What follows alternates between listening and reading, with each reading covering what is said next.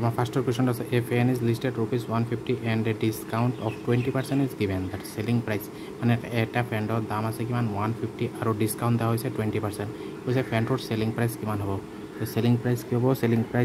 Price কি হ'ব এটো 150 ইনটু 20% ডিসকাউন্ট দেওয়া হৈছে, মানে কিমান বাকি থাকিল 80%, 80 বাই কি হ'ব তলত আমি 100 বহাই দিলে হৈ গ'ল, 00 ক্যান্সেল 00 ক্যান্সেল, 18 ইনটু 15 ইনটু 8 কিমান হ'ব 120, आंसर হ'ব সি।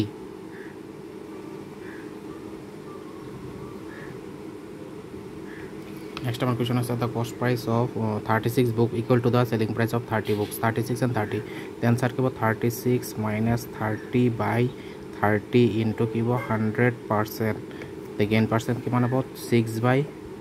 30 into 100%, the কি হ'ব 6 5 ja 30 5 20 ja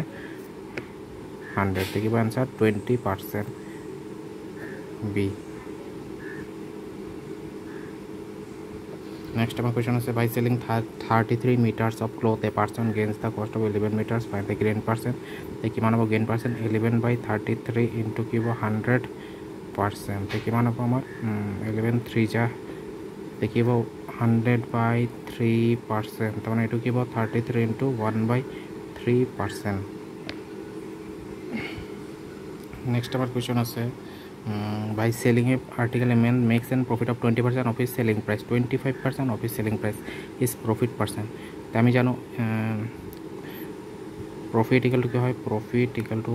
equal to SP minus CP, তে আমি SP তো আমি x ধৰিম, তে CP কিমান, তে CP equal to কি হ'ব XP তো আমি ধৰিম x, তে profit কিমান হ'ব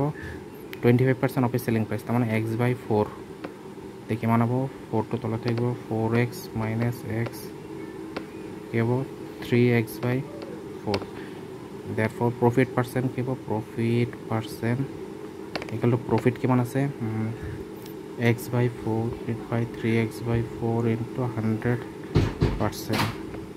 তে কিমান হ'ব x by 4 into এটা ওপৰত 4 হৈ যাব 4 by 3x হৈ যাব into 100%, 4